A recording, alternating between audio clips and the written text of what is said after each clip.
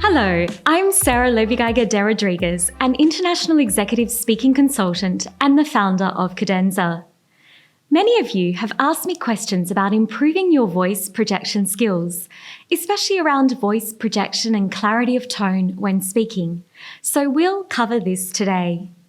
If you're struggling to get the power you need for sufficient volume while talking, or if you notice it's challenging to settle your breath while talking, this vlog is going to help you. Maybe you're even feeling vocally uncomfortable or fatigued after speaking in high noise environments. Voice projection is an essential tool for your professional and personal life. However, if you struggle to project your voice, know there are evidence-based strategies to target voice projection. In fact, correct voice techniques are like petrol for your speaking. And today, I'm going to share my expertise with you, not only as an executive speaking consultant, but also as a professional opera singer and voice therapist. My goal is to share with you the ultimate guide to voice projection so that you can understand the processes at play and learn which direction is the best to take to secure your voice tonality at optimal volume. By the way, if you're new to our channel, welcome.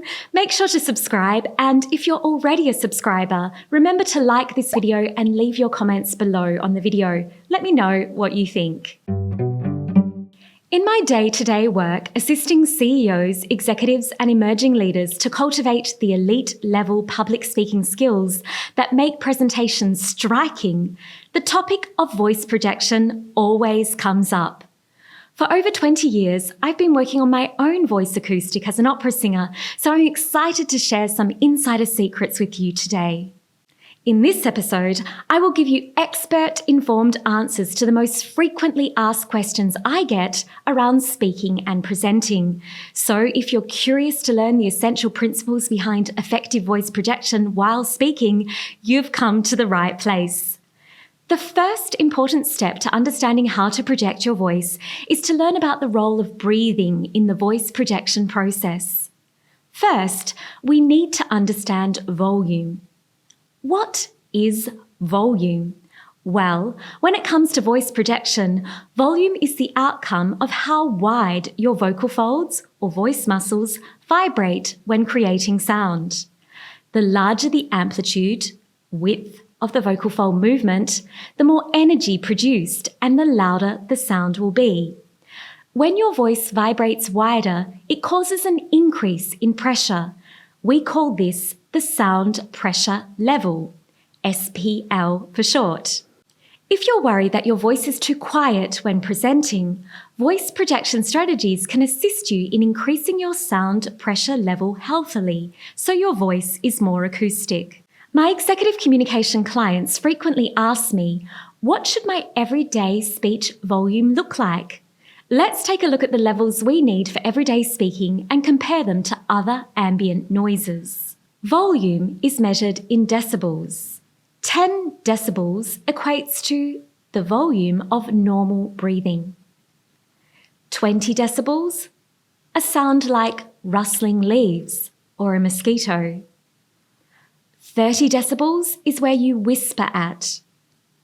Between 50 to 70 decibels is where everyday speech falls at. 70 decibels will be the sound and volume of your vacuum cleaner. City traffic noise comes in at 80 decibels. 80 to 90 decibels is where shouting rests. 103 decibels equates to a jet flyover. 110 decibels, we're getting really loud here, a jackhammer or a symphony orchestra playing in full. Then at 125 decibels, we get sounds like an opera singer, a sandblaster, and thunder. Finally, at 145 decibels, we have a sound like fireworks.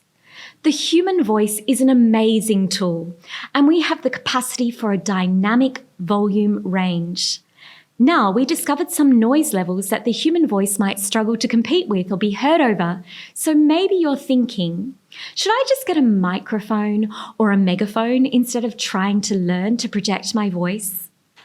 Although healthy voice projection is an advanced skill that doesn't always come naturally, I strongly recommend that all my clients master the ability to project the voice independently without relying on amplification gear. You never know when you'll get into a situation where you need to call to attention at high volume, or worse still, call out in distress. Voice projection is not only a great skill for public speaking and presenting, it's a vital life skill you will definitely need if ever in danger.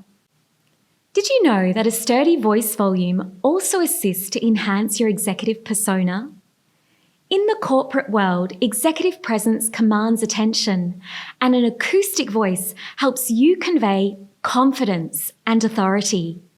Voice projection is a vital tool for executive presence.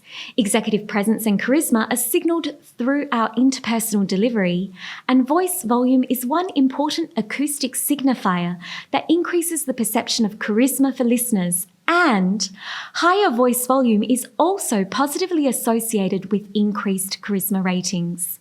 If you want to cue increased executive presence at work, it's advisable to get a good grip on voice projection. Natural voice projection is a key communication skill, and here is how we can assess if it's working for you. When I undertake a voice assessment with my clients, there are 3 core skills I'm looking for. All healthy speaking voices should be able to produce a clean, clear sound, show pitch changes with ease for expressive effect, alter volume with ease to match ambient noise. If your voice is missing one of these 3 properties, it's worthwhile dedicating some time to improve your voice skills. So is voice projection just about volume and being louder? The short answer is no. Vocal projection requires the effective coordination of the entire voice system. Volume is just one part of acoustics. You'll need to get some more skills to get pleasant carrying power and efficient tone. It's all about knowing how to exploit your vocal anatomy healthily to get a projection advantage when presenting. The 3 subsystems of voice determine your projection success. To understand more about voice projection, we need to get clear on how the voice works. Healthy voice production engages 3 critical processes. Respiration, where breath powers the sound. Phonation, muscle vibration in the voice creates pitch, tone, and volume. And resonance, where the sound wave is filtered out of the body into the room. If one of these subsystems is not working optimally, it will skew the other systems and can lead to voice health issues. Most people need to dedicate some training to learn how to calibrate their voice correctly. If you're struggling with voice volume, you'll need to learn to coordinate respiration, phonation, and resonance more effectively. You can drastically improve how your voice sounds and achieve optimal tone if you work on science-based voice techniques that enhance your ability to make the most of your voice physiology and practice to build up the neural pathways and muscle memory to secure optimal voice tone. And it all comes down to coordinating these 3 subsystems of voice. Let's investigate how the respiratory system helps you to project your voice. Here's an image of our respiratory system, responsible for keeping us alive when we breathe and swallow, as well as the machine that powers the airflow for our voice to make sound. Before we utter our first word, we need to take an active breath so that the body has adequate power to drive the voice. Airflow from the lungs provides the power source for the voice. First, we inhale air into our lungs via our nose or mouth. Then the air moves through our voice to our lungs. Finally, as we exhale, the air is driven from our lungs through the trachea, which meets our closed vocal folds. Before our first word, The airflow builds pressure under our vocal muscles, causing them to start the vibration process. Without air, our voice would not be able to start vibration, the next step in the process, meaning no sound could be produced. Now that you've seen the system, I guess you're wondering, what's the best breathing for voice projection when presenting? For acoustic voice production, you need to safely increase the air pressure below the level of the voice muscle before releasing sound. Increasing the air pressure means the air will release with greater intensity, volume, and carrying power. An abdominal diaphragmatic breath is the best type of breath to increase the airstream pressure healthily. To get a clear and acoustic sound, you'll also need to engage correctly with the other two systems, phonation and resonance, so keep listening to learn more. Now we'll investigate how the phonatory system helps you to project your voice. Once your breath is ready, the process moves to the next step, phonation. The airflow from the lungs encounters closed vocal muscles. This causes a pressure buildup that blows the vocal folds apart, setting them into a vibratory cycle, creating a sound wave. The vocal folds vibrate approximately at 200 to 220 times per second for females and 100 to 120 times per second for males. It is at the vocal folds where the voice's speaking pitch, volume, and quality are determined. I want to share with you a question that I'm often asked that concerns a malfunction in the phonatory system, and that is, why does my throat feel so tight when speaking or even projecting? As we learnt, the vocal folds need to close completely to build up sufficient pressure for speaking. We call this vocal fold closure. Many people struggle to coordinate and correctly manage their breathing to start the vibration process. If this is the case, the throat and neck muscles can start to incur increased tension, which is only further compounded by things like loss of hydration and poor posture. Although you can't technically feel pain in the vocal fold muscles, you may experience increased tightness and discomfort in the region due to poor control and low vocal skills. Here are a few voice use errors that will definitely sabotage your vocal comfort, tone clarity, and projection capacity. Breath holding. Many speakers struggle to engage their breath support correctly and instead hold and lock their breath. This can be incredibly uncomfortable because it will increase body tension, cause vocal strain and roughness, and can leave you gasping audibly due to pressure imbalances. Air escape. Good breath support entails knowing how to use the air you take in so that you conserve it and have vocal stamina. Many untrained speakers inhale and release large quantities of air before releasing their first words. Not only will this audible breath escape reduce executive presence, it's a negative speech noise for impression management that you can make when you sound stressed, less credible, and anxious. It will also wreak havoc on healthy voice projection and your tonal clarity. Insufficient vocal fold closure. If you don't manage to coordinate the closure of the voice muscle after inhalation, the vocal muscles don't receive the gust of air they need to vibrate without forcefully slamming themselves against each other. Insufficient vocal fold closure is frequently a timing and coordination error that causes counterproductive habits such as squeezing or pushing from the throat to achieve loudness. Not only will your speech sound breathy and haphazard, but these muscular habits can also lead to vocal fatigue, strain, breathiness, or even long-term damage. By now, maybe you're wondering, why does my voice get rough and tired after presenting or projecting? Well, when the voice vibrates, the edges of the muscle contact each other. When you speak at a higher volume, this contact pressure can cause increased swelling, resulting in hoarseness if you don't have a good grip on optimal phonation patterns.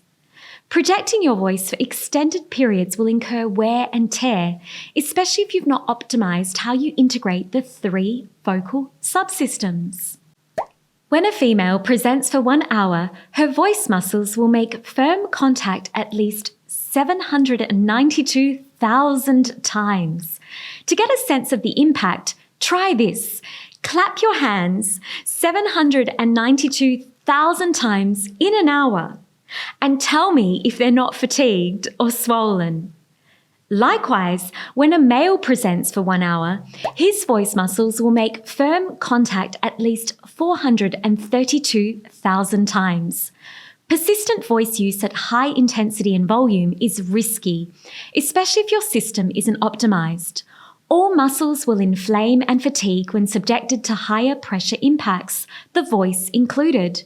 You must know how to warm up the vocal muscle with preparatory exercises that reduce inflammation risks, or you can experience long-term damage. Healthy voice production doesn't just count on maximal volume. Instead, the best speakers and performers use the power of resonance to filter their internal sound more efficiently into the room. Keep watching to learn more about resonance, the third element of the voice system. Here's an image of the resonance system, which functions to make voice projection easier and healthier for you. The sound waves produced by the vocal folds journey upwards into the cavities above the larynx, the pharynx, the oral cavity, and the nasal passageways. These structures make up the vocal tract. Resonance is what amplifies the fundamental sound wave to reach its best potential. How you valve the cavities will also determine how the sound is filtered into the room. Your resonance setup will impact the nasality, timbre, colour and tone of your voice and determine the total acoustic energy, the bang for buck. Here's a fun fact. Opera singers don't use microphones to project their voice in massive auditoriums and achieve mighty carrying power over the entire orchestra without strain or effort. Take a look at this video of me last week testing the acoustics spontaneously in the Capitol Theatre in Melbourne.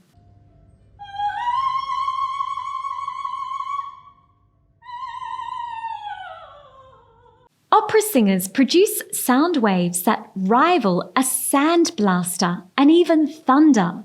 And this is possible because we're trained to calibrate our voice system to function like a sonic boom using the power of resonance. You can hear the power of resonance even though the auditorium is coated in carpet and designed more for movie screenings than live music. Resonance is what gives my voice cut through while singing on stage and is the factor you need to deploy to achieve healthy projection mastery. Elite presenters know how to harness the power of resonance to reduce the effort and workload on the vocal muscle. If you can capitalize on optimizing your vocal resonance, you'll be able to maintain a solid speaking schedule with less risk of vocal injury. This is a trainable skill. You don't need to be a professional performer to learn it. All it takes is a willingness to learn how the voice works from an expert and practice to integrate the new techniques into your daily life so you can rely on them working for you. Maybe you clicked on this video because you just want an answer to the question, how can I get my voice to carry when I'm presenting? If you want to get your voice to carry more effectively, you want to follow the principle of the megaphone. Resonance tweaks allow you to set up the chambers of the back of the throat, mouth, and nasal passageways to direct the sound forward, where it belongs in the room. Forward placement of your voice is what allows your voice to carry, and there are special maneuvers you can put in place to get ultimate vocal carrying power, and the principles of physics then take over. The voice is a tube. All tubes will vibrate according to how you tune them. You can tune your voice to filter sound more effectively by learning how to position the malleable elements of the vocal tract, the jaw, the tongue, the nasal cavity, and sync the valving with the vocal fold vibrations to increase acoustic energy. This ability makes some voices, like the opera singer example earlier, incredibly acoustic. Research indicates that speakers with increased resonance power are instantly more credible, entertaining, and charismatic to listen to than speakers with low-grade resonance. So this is a worthwhile goal for your professional communication. If you position your voice tone too far back in the mouth, the sound won't carry. If you manage to achieve a forward resonance at the front of the face, you'll get increased carrying power and better tone. How you shape the cavities of the throat, mouth, and nose will influence the acoustic potential of your voice. This is why tongue position, jaw placement, and mouth opening need to be optimized to get the internally produced sound into the room as efficiently as possible. And you might be in for more than a volume and speaking comfort advantage. Males that use optimized forward resonance are more likely to receive investment capital than those that don't. There are so many benefits to acquiring optimal resonance. But now, let's check if you're breathing correctly. Place a hand on your belly.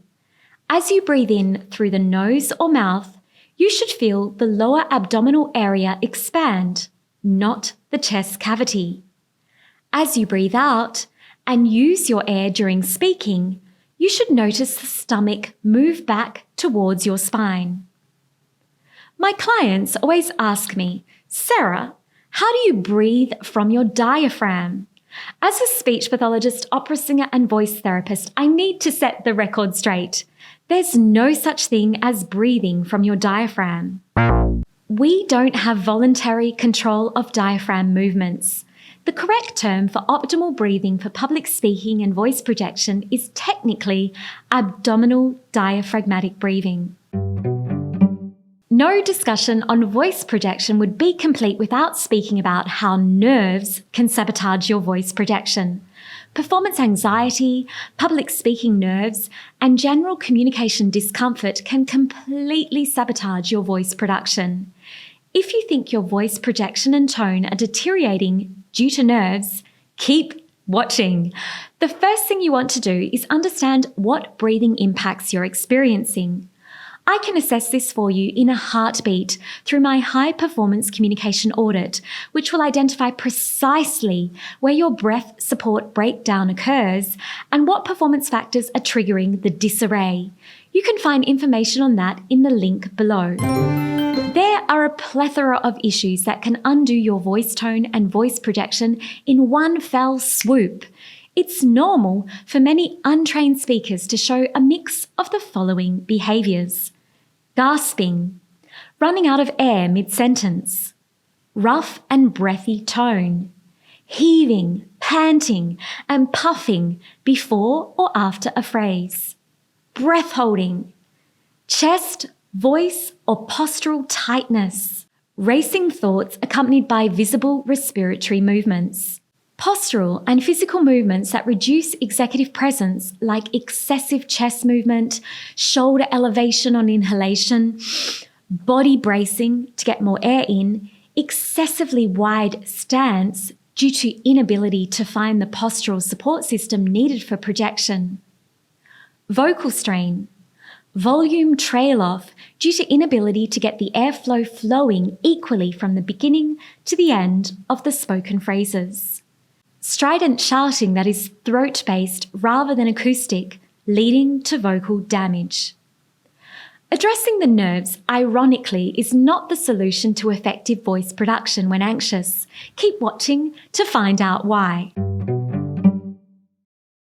Let's address a pertinent question. Do breathing exercises help your voice projection and tone if you have public speaking anxiety? I hate to disappoint you, but breathing exercises alone will not be enough to assist you in managing the elite voice production needed to present effectively for your next summit, team meeting, keynote, or lecture. So the answer is no. Breathing exercises do not help your voice projection or tone if you have public speaking anxiety. There is no shortcut to acquiring the vocal skills you need to deliver optimal voice, so don't let anyone waste your time with promises to change your voice with a set of breathing exercises. It simply won't be enough. The best approaches to voice improvement are research-based and involve addressing the vocal function, not mindset alone, needed to produce high-performance speaking. If your voice is not working when presenting, managing performance anxiety is not the complete solution. Elite vocal performers like opera singers, stage actors, world-class public speakers experience performance anxiety, yet their tone and projection are 100% intact. What separates them is vocal skill. If your voice is not working when nervous, you must learn how to calibrate it independently of your mood, emotions, and environment. You can only cinch vocal consistency across all environments and work on voice calibration techniques that increase your ability to coordinate the vocal subsystems. This skill does not come naturally to everyone, but it can be acquired with training with an expert. Maybe you're wondering then, what's the fastest way to increase my voice projection skills so I sound amazing when presenting? If you're considering working on the voice to improve your speaking skills, using a science-based approach is essential.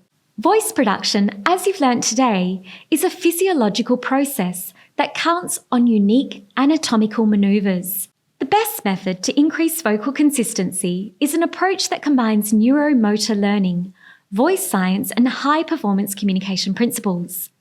Before working with a voice coach or public speaking coach, do some recon to ensure they have the necessary expertise and qualifications to train your voice correctly.